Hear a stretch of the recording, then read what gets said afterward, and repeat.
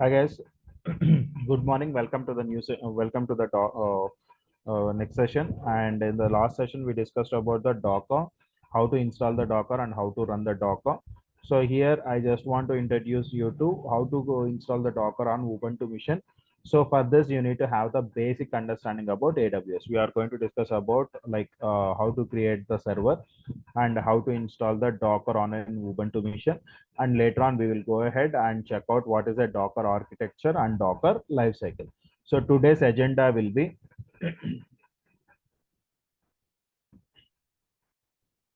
what is today's agenda here? It will be uh,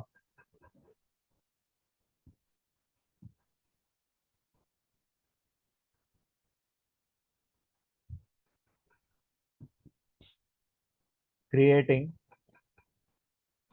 AWS instance,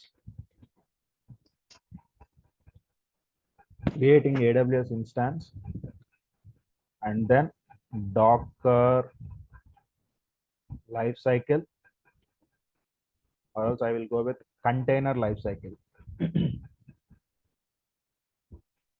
Container lifecycle, and then Docker architecture. So these are the things that we are going to check out. So let me do one thing. I will log into my AWS account.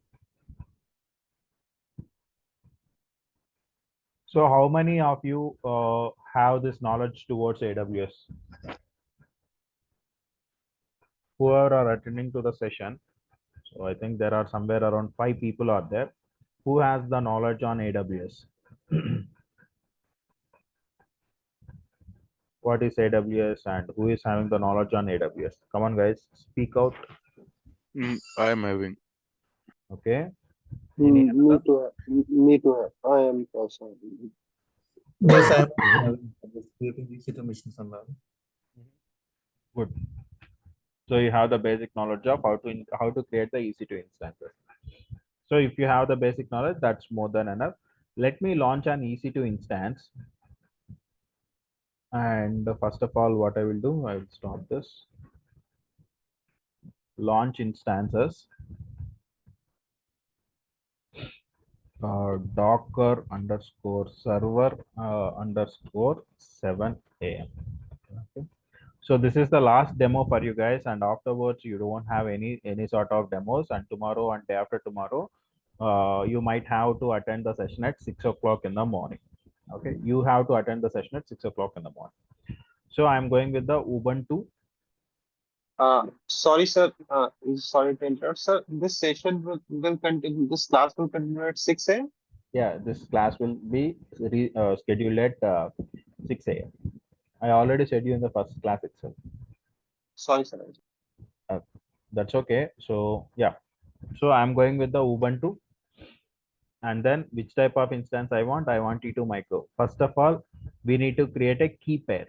So what I will do, create a key pair, which is a Docker underscore key underscore 2. Already I have a Docker key pair, and that should be with the PEM format. So of course in PuTTY we can use PPK format, but still I am downloading the PEM format. Why? So PEM is utilized for the multiple purposes. You have to download the PEM format only. PEM and PPK both are the private keys only. Okay, so create a key pair. Whenever I have created a key pair, Docker key 2 has been downloaded into the client machine. What is this happening here? So you are saying that something we have downloaded, we need to download. So what is this happening here? So we are creating a server. Okay, this is the server which we are creating, and end user has to log in into the server. So I am the client. I just want to log in into the server. I just want to log in into the server.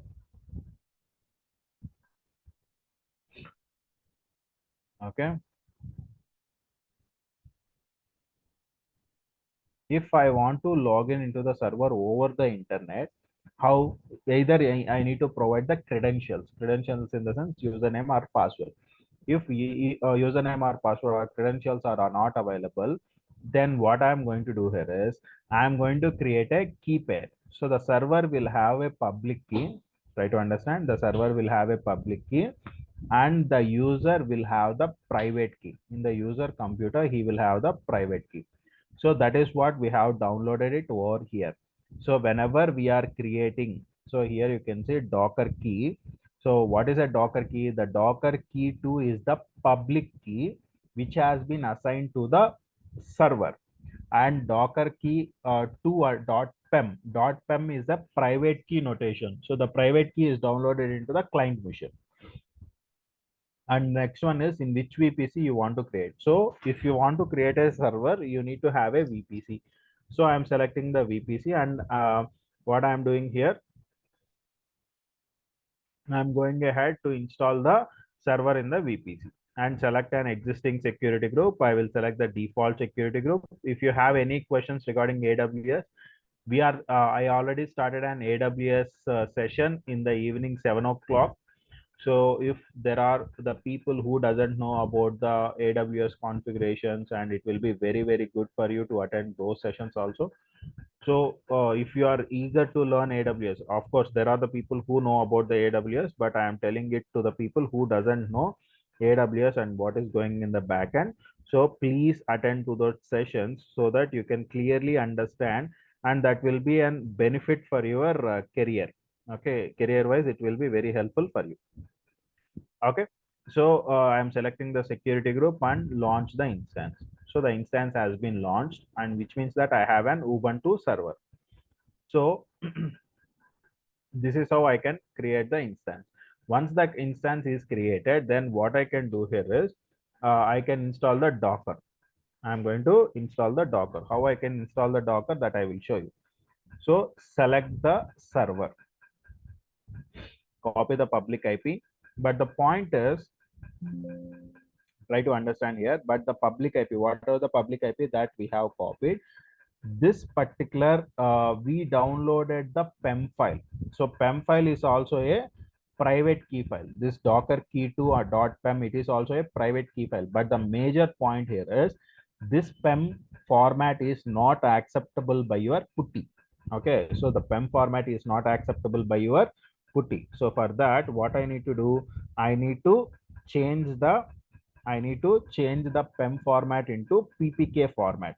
How I can change the PEM format into PPK format? If I want to change the PEM format into PPK format, for that, what I have to do here is there is an option called as putty gen.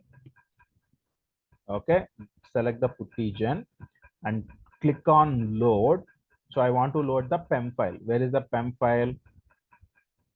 So select the PEM file. Okay, here we have a public key. Try to understand, this is the public key. So why I asked you to download the PEM file means the PEM file itself will contains the public key. We will compare both the keys which is present inside the server and which is the public key that is generated by the, and whatever the public key that is generated by your PEM file. Okay, so this is the public key that is given by the PEM file. Okay, so I want to save the private key. Okay, save as a private key, which is docker underscore key underscore 7.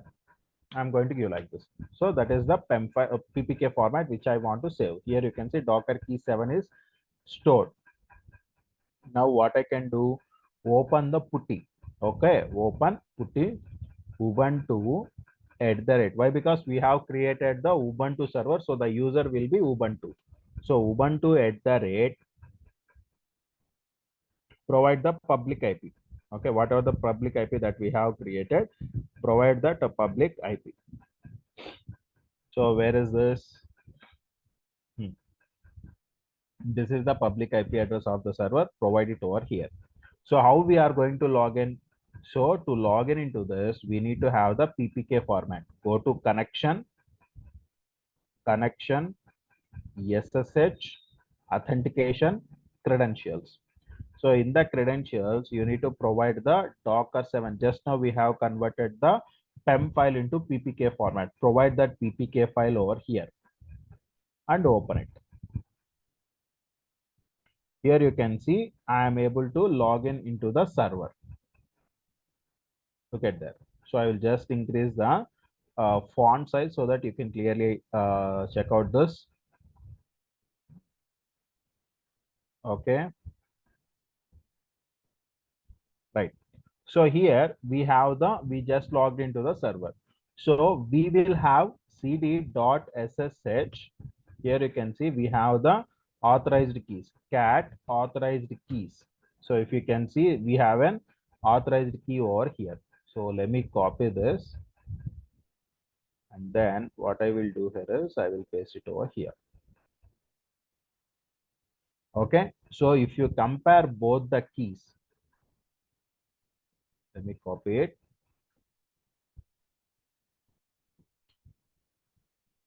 Compare text online. Text compare.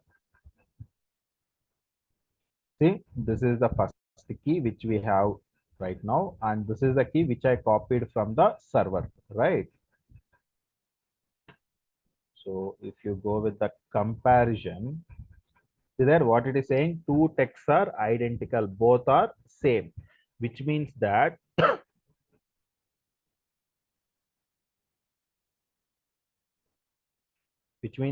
whatever the PEM file that we have downloaded, the same will be there in the server, so that it is going to accept the key.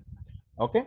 So now we are having the Docker. Okay, good. Sorry, we have the server right now. So I want to install the Docker. How I can install the Docker? Simply you can go here, Docker install on Ubuntu. So it is going to give you a list of commands. So if you can see, there are multiple commands that are there, installation method, and what are the commands that you have to execute and what you have to install. So a lot of things are available. So I don't want all these things to be happen. I don't want to copy all these things. So for that, what I will do here is sudo su hyphen. So simply all these commands are included in a shell script. Where is the shell script? Get.docker.com. If you go to this URL, you are having the entire shell script to create the Docker file. Okay, or else to install the Docker. See here, you have to download the script and then you have to install the script. Okay, simply what we are doing. So whatever the commands that are there inside this entire to install the Docker, all the commands are mounted over here. So simply what I can do, curl hyphen sl https://get.docker.com. If I give this, it is going to give me the shell, the entire shell script. Okay, fine. Now the first and foremost thing what I want to show you here is apt update -y. Look carefully here.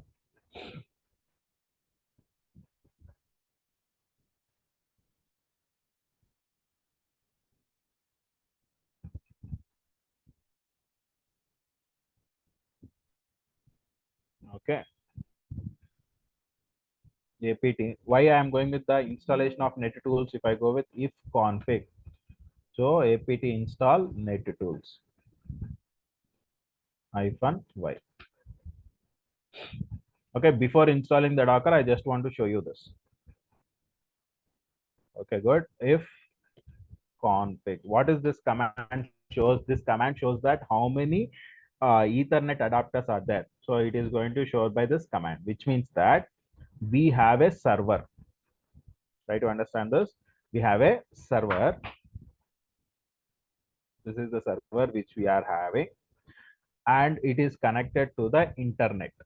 So through a network adapter. There is a network adapter. There is a network adapter, and this network adapter is connected to the internet like this. Okay, so this network adapter, whenever anybody wants to communicate with my server over the internet, anybody wants to communicate with the server over the internet, they will ping to this adapter public IP. So we have a public IP, right? So for the server, we are having a public IP. Copy this public IP. So this is the public IP. to which everyone will interact. To which everyone will interact. So this is the public IP. And there is one more IP called as private IP. What is this private IP? This private IP will be helpful for the communication within the organization. So this is what we are having right now. So if you can see here, when I give if config, it is showing us the IP address of the server internally. So the whatever the IP address that you are seeing here, that the private IP address of the server. Okay.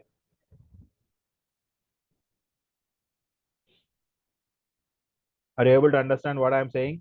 Any doubts over here? Yes, sir. I do have a doubt. So, what is the use of the private IP? Private IP for the internal communication, we use the private IP. See, in general, when you go to the companies, when you go into an organization, will you expose your servers to the internet? If you expose your servers to the internet, what happens? Are you able to understand my question? I have a server in my company. Okay. So that server, if I expose to the internet, what happens? Directly, if I expose the server to the internet, what happens? Security issues. Exactly, we will get the security issues. But if the developer wants to communicate with the server, if he wants to deploy the code on the server, how he can deploy the code? So the server is in organization, the employee is in organization, so we can create a private IP address. So if we are having the private IP within the organization, the employees and the server will communicate, and server to server within the organization, if you are having two or more servers. So I think you know about this three-tier architecture. There is an web server, there is web tier, which will be having the web servers, application tier, which will be having the app servers, and database tier, which will be having the database servers. If all these three servers wants to communicate with each other, so do I need to create a public IP for each and every server, or do I need to have the private IPs? So if I create a public IP for each and every server, the request will be going into the internet. From the internet, it will be reaching to this application server. Able to understand? So if I create a public IP, then if these two servers has to communicate with each other, then the response will be going into the internet and coming back to the application servers. That is not required, right? Why? Because these two servers are in the same organization. So if I have a private IP, then I can establish the communication directly between the servers without any intervention of internet. So I don't want any internet to be there. So if internet is not there, still the servers can communicate with each other if they are having the private IP. Okay. Are you able Got to it, sir. understand why we are going for the private IP? Yes, sir. Got it. Right. So we have the private IP, but here you can see we are having only two IP addresses. What are the two IP addresses that we are having here? One is if config. One is ENX0, which will have the communication with the internet and as well as with the local missions. And the other one is LO. LO means loop back. Loop back means if there is a problem with the Ethernet adapter, how to identify that? If you ping to this IP address, 127 series IP address, if you are getting the response ping 127.0.0.1, I am going to get the response. So when I am coming or else when I am getting the response from 127 series, that means that my network adapters, I don't have any problem with the server network adapters. Okay, they are working fine. So to testing purpose, we are going to use this loop back address. Now I am going to install the Docker. So how I can install the Docker? Sudo su hyphen curl hyphen sl https://get.docker.com, where all my shell script is available in the get.docker.com, and I am going to execute it. If I give bash, so see here the Docker is getting created.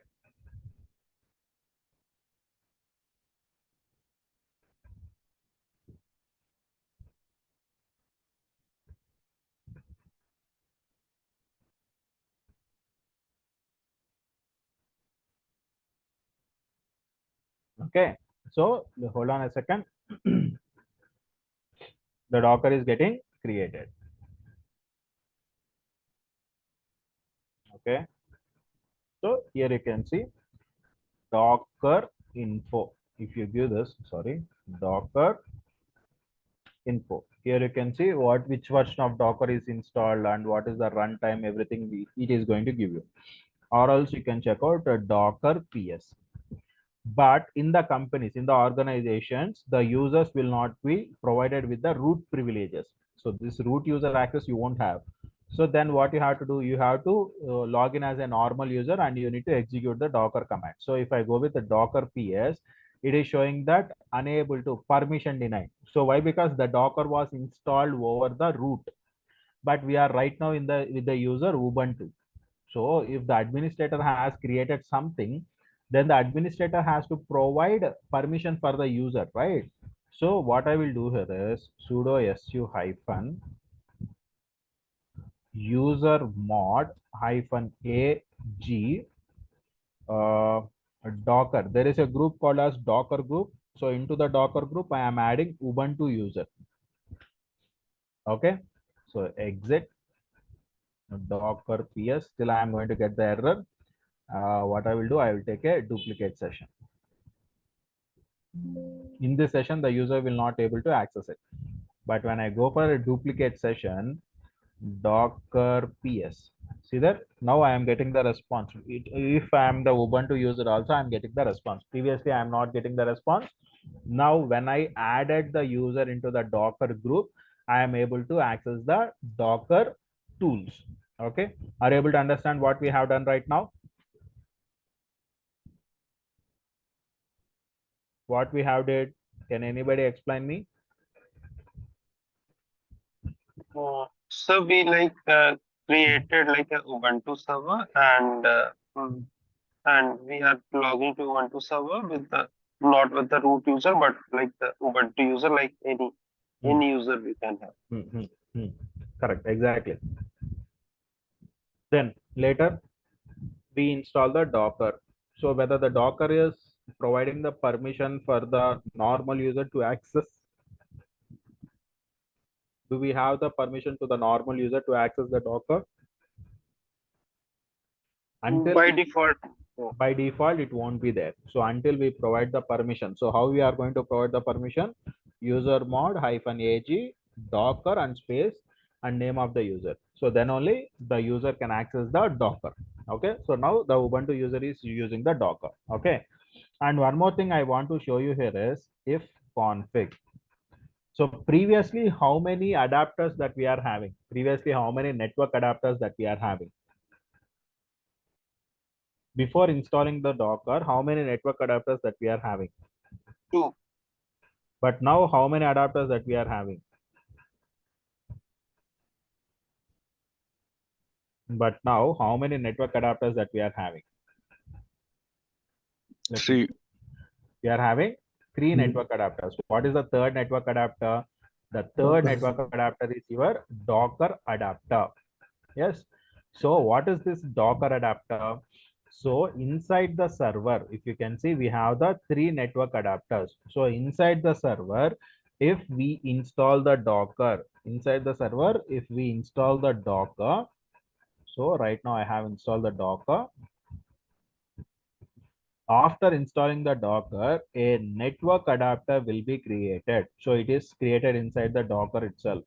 So this is called as a bridge network adapter. Whatever the network adapter that has been created, it is a bridge network adapter, which will provide an interaction between the Docker containers to the external internet. So if I want to communicate, if I create a container over inside the Docker, if I create a container inside the Docker, if this container has to communicate with the internet, so I want to ping to Google, or else this container needs to install certain applications. So it has to communicate with the internet. So how it is going to communicate with the internet? It will reach to the Docker adapter, and from the Docker adapter, what it is going to do? It is going to communicate with your internet. So that is how it is going to happen. So whatever the network adapter that has been created when we install the Docker, that is called as a bridge network adapter. Docker bridge network adapter. Able to understand? Okay, so this bridge network adapter will be having an interaction between your containers to the external network. Okay, so now we install the Docker in the server. We have installed the Docker, and if you can see Docker ps. So in Linux, ps is a command which will be helpful for you to provide the processes, whatever the running processes are there. If you want to know about those processes, you have to execute the ps command. So if you can see, these are all the backend running processes. In the same manner, here in the Docker, if you want to know the running containers, whatever the running containers are there, you need to provide the docker ps command. So when you provide the docker ps command, it is going to give you an output of running containers. So if you compare both of this, okay, ps-ef, I am getting the running processes in the Ubuntu machine, and docker ps, I am getting the running containers in the Docker. So what I can say, these containers are equivalent to the processes. Can I say that? Are able to understand what is my analogy here? So whenever we give the ps command in the Ubuntu, it is displaying the processes that are running in your Ubuntu machine. And when I give the docker ps, it is showing me the running containers. Can I compare both are the same? Containers and the processes are the same. Yes or no? Yes, sir. Yes, sir. So containers are also the running. So what I can say, containers are also know the running processes inside your Docker. Okay. So before we create a Docker container, first of all, you need to understand the entire Docker architecture. Let us go with the Docker architecture.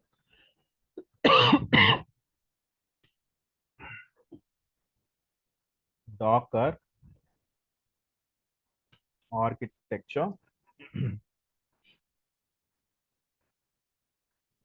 Yeah, this will be good. I want the large image.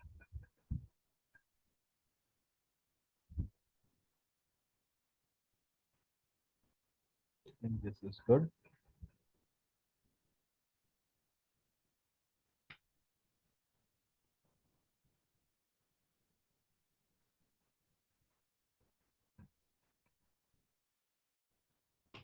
Yeah. So the client. So client is the user who is giving the commands. So when the client is trying to provide certain commands, so what is the command that I'm going to give you here is docker ps. So I have given the command. So when I press enter, it is returning certain things. So how it is returning?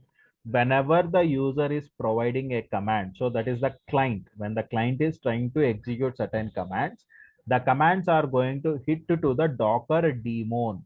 So the docker daemon. So let me do one thing. I will stop the docker. So here systemctl stop docker.service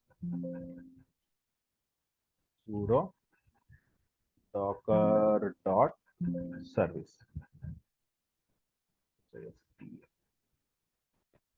Okay, so when I give this, what is saying that systemctl stop docker.service. Okay, so so there is no password. Let me do one thing. Sudo su hyphen systemctl stop docker.service. Okay, the docker service is stopped. So docker ps, see that. Now what I will do, systemctl stop docker.socket.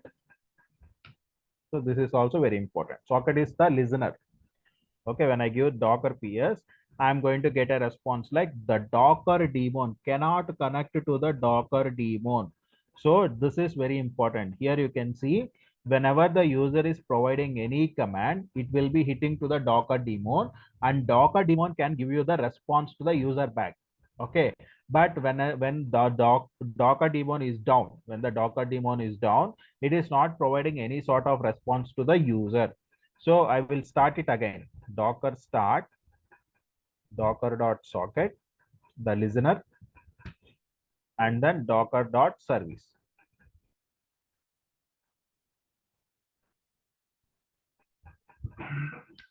Docker.service. Now, if you give this docker ps, look at that, I am getting the response, which means that the daemon is alive.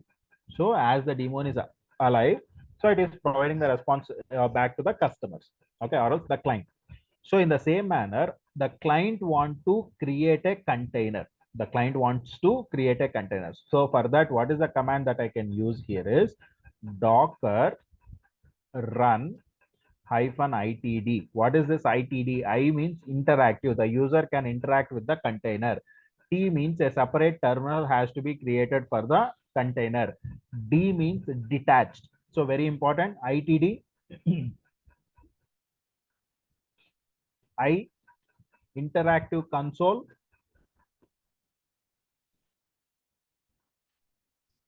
The next one is T terminal, and D means detached. Okay, so if I want to create a container, that should be detached. Detached in the sense, so the user will not directly log in into the container. So the container will be in the detached mode. Okay, so I will show you what happens. So docker run -itd name of the container is test container, and with the image Ubuntu, I will simply give Ubuntu. So with this Ubuntu environment, I want to create a container. But do we have the Docker image? See here, Docker images. Come on, Docker images. We don't have any sort of image here. We don't have any image over here. But what is going to happen? If you look at this diagram, whenever I go for the docker run command, it will be hitting to the docker daemon, which means that the docker daemon has to create the container. But how the containers are going to be created? Without the images, the containers are not going to be created. Without the containers, without the images, the containers are not going to be created. Definitely we need to have the images. So it will search for the image in the local registry. So here inside the server, we will have a local registry. So this is called as a registry. Inside the registry, we will have multiple repositories. Repositories in the sense, with the name of the image, we will have a repository. So Ubuntu, we will have a repository. For Nginx, we will have a repository. For Postgres, we will have a repository. For MongoDB, we will have a repository. For Redis, we will have a repositories like that. For each and every image, there will be a repository. So try to understand, there will be a registry. Inside the registry, we will have the repositories. So now what Docker daemon is going to do when we are running Docker run? So then it will be hitting to the Docker daemon. So the Docker daemon will communicate with the local registry. So inside the local registry, we will have all the images. So if the images are present, then it is going to create the containers. Then it is going to create the containers. Docker daemon is going to create the containers. But if the images are not there, then it is going to the Docker hub, which is an external repository, Docker hub. It is going to the Docker hub and it will pull the image from the Docker hub. Okay, so now if you can see here, docker run -itd -name test container, and image is Ubuntu. If I give this right now, Ubuntu image is not there in the local repository or else local registry. So now what it is going to do, it is going for the external registry. See here, unable to find the image Ubuntu locally. So I am unable to see the Ubuntu image locally, local in the sense local registry. So what I am doing, I am pulling the Ubuntu image from the Docker hub. So if you go to the Docker hub over here, hub.docker.com, here you can see the Ubuntu image, Ubuntu. So this is the official Ubuntu image. So from here, it is going to pull out the Ubuntu. So we have given the latest. Okay. So this is how it is going to pull the Ubuntu image. Okay. So after pulling the Ubuntu image, it is going to create a container. Here you can see Docker PS. Right now I am having a container with the name test container. So try to understand this very clearly. If you understand this diagram, it will be very easy. If the user wants to create a container, what he will do, he will use the command called as docker run. So when he uses the command called as docker run, it will hit to the docker daemon, and the docker daemon will understand, okay, so the user wants to create a container, he wants to run a container. So what is the image the user is asking for? So he is searching for. So it will search in the registry whether the user requested image is available inside the local registry or not. If the image is not available in the local registry, then Docker daemon will send a signal to the Docker hub. Okay, so it is going to send a image to request to the Docker hub, and from the Docker hub, it will pull the images and put it in the local registry. So after pulling the image, it is going to put the image inside the local registry. If you can see here, Docker images. Look at that. So it is pulling the Ubuntu latest image, and it is set, and it is keeping in the local registry. So it will store in the local registry, and from that image, it is going to create the container. And from that image, it is going to create a container. So now the container is running. Docker PS. See that the container is running. So this is the Docker architecture. So whenever the user provides any command, either it might be Docker run, Docker build, Docker pull, Docker push, or else Docker PS, Docker images, Docker volumes, Docker network, any command that the user is using, all the commands will be so given to the Docker daemon, or are going to hit to the Docker daemon. So the Docker daemon has to provide the response to the user. So the Docker daemon will send the request back to the containers, and from the containers, they will, images will be created, and from the images, the containers are going to be created. So if the images are not there, they are going to get from the Docker hub. This is called as your entire Docker architecture. Understood about the Docker architecture? Any questions here?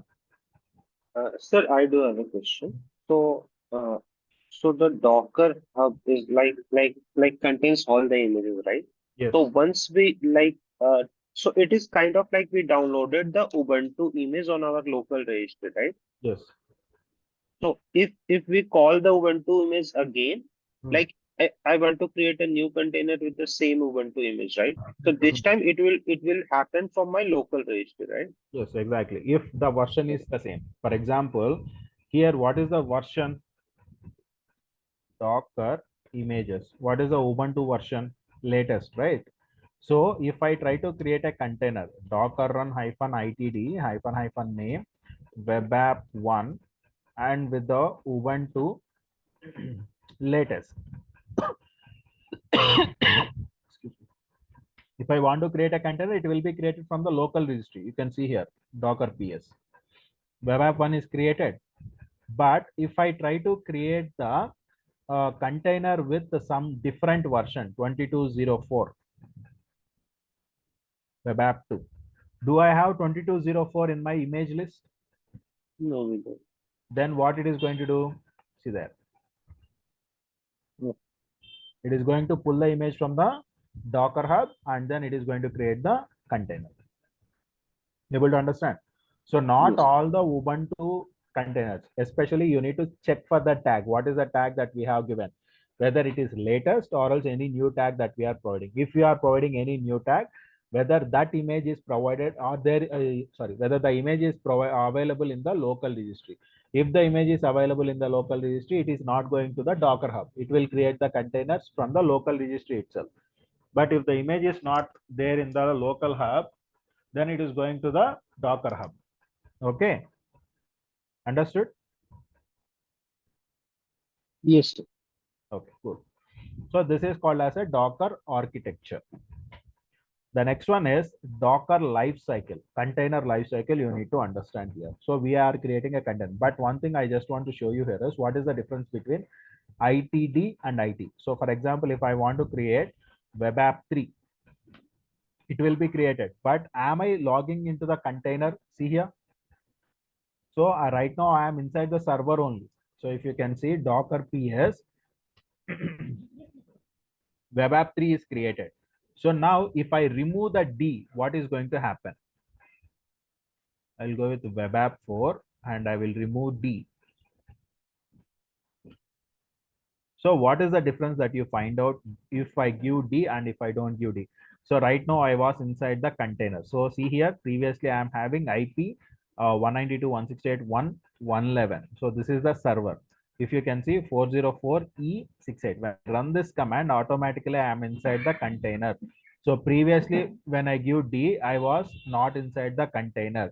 So what is the difference that you find out when by giving D and by not giving D?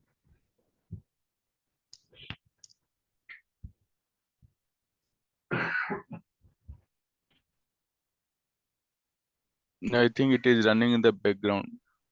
Yes, when we give D, it will be detached and the container will be running in the background. If I don't give D, the container, so the user will directly logging into the container. So to come out of the container, press Control PQ. You need to press Control PQ. Automatically, you will be coming out of the container. Okay. So this is the main difference that you need to find out. Understood about this? Any questions here? How to go inside of existing containers, sir? Like, Existing container, there is a running containers, there are so many running containers, right? Docker web app 1, web app 2, right? So if I want to log in into that container, docker execute -it web app 1 bash. So now you are inside the container, see there. Okay, docker execute -it web app 1 bash. Sir, every container, do we need to provide bash? No. For the Ubuntu containers, you will be providing bash. There is another operating system called as Alpine. So I will come out of this container. Docker run -itd -name Alpine container with the Alpine image. So now if you see Docker PS, we have an Alpine container. Let me log into this. Docker execute -it Alpine container. And if I give bash here, see that it is not going to take the bash. Bash means burn again shell, which will be normally utilized for Red Hat Linux or Ubuntu or CentOS, this type of Linuxes. But this Alpine Linux is a different kind of thing. So for that, what I have to do here, I need to log in with sh shell. See that I was inside the container. Okay, so if I go with bash or else, so I am inside the container. So which type of environment that you are creating, try to understand. I am not using the operating system, I am using the word called as environment. Which type of environment you are using? Are you using Unix environment or Linux environment? If you are using the Linux environment, you can go for the bash. Okay, docker execute -itd and name of the container. Oh, sorry, docker execute -it name of the container, and you can provide bash. And if you are using Unix type of environment, then you have to provide sh. Is it clear for you? Not everything. If you want to log in into the container, every container will accept bash. No, only a few environments will accept the bash, and only a few environment will accept the sh. So you need to get a differentiation, which type of operating system that operating system environment we are creating, which type of shell it will be utilized, whether Alpine will utilize sh. So I need to give sh. Ubuntu will use bash, so I have to provide bash. Am I clear? yes, sir. One more question I am having. So actually here you are using either Ubuntu or Alpine. These are related to OS related environment. Suppose I am running any kind of Tomcat or some different kind of environment. So at the time also, do we need to use this bash or sh kind of thing? See, if you are using Tomcat also, where you have to install Tomcat? Inside any one of the environment. That's only right. So either it might be Ubuntu, or else it might be Alpine, or else it might be Red Hat or CentOS. Okay. Then Okay. you have to use the bash or sh only, right? For example, I am going to pull the image. Okay, docker run -itd -itd -name web container with the image Nginx. Directly I am using the Nginx image. Okay, Nginx is a web service, right? Yes. So I am using the Nginx. So Nginx image is not there. It is pulling from the Docker hub. So now if you can see Docker PS, web container is created, right? So let me log into this. Docker execute -it web container and bash. Look at that. Am I logging into this? Yeah. Of course, the name will be Nginx, but the Nginx has to be run onto an environment, right? Either it might be a Ubuntu environment or else it might be some another environment. So depending on that, we need to provide the bash or sh. Yeah. Got it, sir. Yeah. Thank you. Welcome. So here you can see Docker images. Why I'm showing you Alpine means see the Alpine Linux size. If you see the Ubuntu, what is the image size? The image size is 78.1 MB. But when you go to the Alpine Linux, what is the Alpine Linux size? 7 MB only. So majority number of the cases, if you want to reduce the image size, most number of the DevOps engineers will be using Alpine Linux. Okay. Why? Because the image size is very, very less and we can easily convert those Alpine Linux images into, we can port the images from one server to the another server very easily. So when you compare with the Ubuntu, if I install an Java inside this, so when you see here Docker run -it, Docker execute -it, let me log into one of the containers, web app 1 and bash. So I am inside the container. So what I will do here is apt update -y and apt install -y Java, or also what I will do, open jdk -17 -jdk. Okay, so I'm installing Java inside the container. Look at that.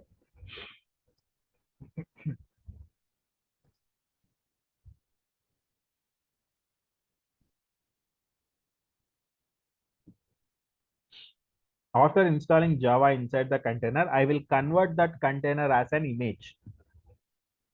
So what I am going to do here is,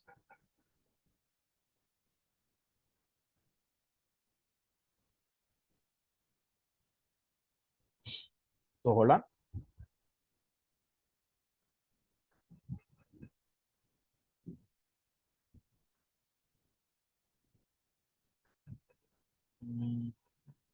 What is going with Asia? And then where is India? Okay, Asia is Kolkata should be there. 44.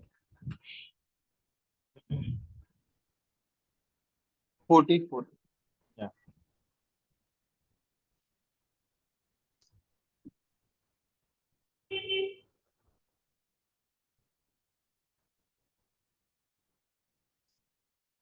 So if you can see Java -version.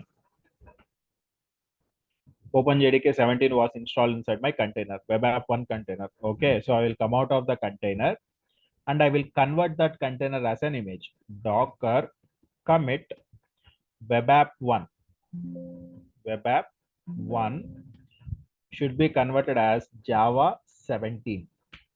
So here you can see a new image will be created with the name Java 17 and you can check out the size of that Java 17. But before we go into that, let me go with the install Java 17 in Alpine Linux. I want to install it. Okay. APK update and APK add open JDK 17 and Java version 17. So we are going to get it. Okay. So let us see what it is going to happen. Now I just converted. So if you can see Docker images. So I have Java 17 image. So the image which is having the Java 17, but it is converted from Ubuntu. So which is of size 829 MB. Okay, I can convert or else what I can do, I can run the container. So if I run a new container, so if you can see it, Docker run hyphen itd hyphen name Java container with the Java version 17. So the hyphen name, right? So if you can see the container is created, Docker PS. Here you can see Java container is there. Let me log into that. Docker execute hyphen IT Java container and then bash. So if you can see Java hyphen version, Java hyphen version. Come on. Okay, it is showing me the 17, which means that from the image, inside the image, we have the Java or else Java application is there. Okay, Java 17 is running. So with that image, when I create it, I am getting the container. Okay, so that's fine. But the image size, what is the image size? Docker images. So the image size is 829 MB, which is not required for me. So let me create a container with Alpine. Docker, I think we have the container Docker PS. Alpine container is there. Let me log on to that. Docker execute hyphen IT Alpine container sh. So I am inside this APK update. Okay. And then what I will do, I will install the Java. APK add open JDK 17. That's it. So Java hyphen version. See, 17 is there. And I will come out of the container and I am going to convert that container as an image. How I can convert Docker commit Alpine container to Java Alpine 17. So it is going to convert as an image, but you need to compare the difference between these two. So now if you see it, Docker images, see there, this is the Java 17, which is created by Ubuntu of size 829 MB. But this is the Java Alpine Linux, which is created under the Alpine Linux, which is of size only 298 MB, which means that the size difference, can you check out the size difference over here? So that's the main key point which you need to understand. So which type of image that I have to use to reduce the size. Okay, so this is why I am showing you all these things. Okay, I hope you understand this. Any questions? Are you clear with this configurations? Why we are using Alpine, why we are using Ubuntu? Either you can use Alpine or Ubuntu, but the commands will vary. Okay, anything you can use. Either you can go with the Ubuntu. In general, I will tell my students on Ubuntu itself. Okay, if you want to go with the Alpine Linux also, you can go with the Alpine Linux. Anyone is compatible. Okay, am I clear with this? Any questions? Not from my end. Any another person? Any questions?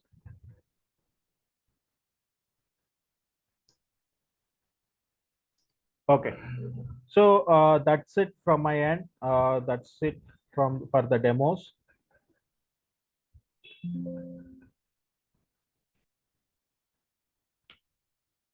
That's it from the demos and everything. So I hope you understand the configurations and everything. So in the next session, we are going to discuss more and more about so whoever has been paid and whoever is joining in the next session, we are going to discuss about Docker lifecycle, and then we will go with the Docker images. Am I clear? Yes. Okay, cool. So that's it from my end. Have a nice day. We'll meet in the next session. Bye, guys. Yeah. Thank you. Sir, sorry to interrupt. Sir, do we get the recordings also? You will get the recordings every day. You will get the recordings. So when did this session started? Sorry, All these sessions? I mean the course. the course. What's your question? I didn't understand the question. So I actually joined today. I Mhm. just want to know how many classes I missed. Only 2 classes. Only 2 classes. How On do I Monday know we the complete course index? course index, you can go through the DurgaSoft website and you can check out that. You will have the course index over there. or else I will give you in the next session when you attend to the next session. I will give you the Okay. course index. Okay. So what's And how long is this course? this will be somewhere around 25 to 30 days, 30 working days. Oh, both including Kubernetes. Kubernetes. Yes, yes. Oh, okay. And So which language do you use for deploying any services or anything? In general, see, we basic concepts I will tell you. Basic concepts in the sense how we are going to work with the real-time scenarios. So languages in the sense Okay. I go with the Java or Python. I am not going very Okay. in deep into the development programs. Okay. So Kubernetes is purely for the orchestration, which will be comes under the running the containers. Okay. So here we don't have Okay. anything to do with the development things, Java or Python things. But just for your understanding, I will create certain sample programs, and with the help of that, we will run the show. Okay. Okay. Yeah. Okay. So Okay. what about Thank the you. classes? Will there be classes on Saturday and Sunday? Saturday and Sunday will be off. Okay. And might be one weekend we will have Saturday and Sunday session. One weekend in the entire course. Four weeks of course will be there. Among the 4 weeks of course, one weekend you will have Saturday and Sunday also. Okay. Any further questions? Okay. Well then, so we'll meet in the next session, guys. And cautious. So one thing is that, so whoever is about to join the next session, clear out your dues. If you have anything to pay it out, and then you can get an different link. This is not the link which you are going to join from the next session. You are going to join in the different link. Okay, so you can contact the DURGASOFT for the link and as well as for the videos. Okay. Okay. Yeah, fine, guys. Yeah. Thank you.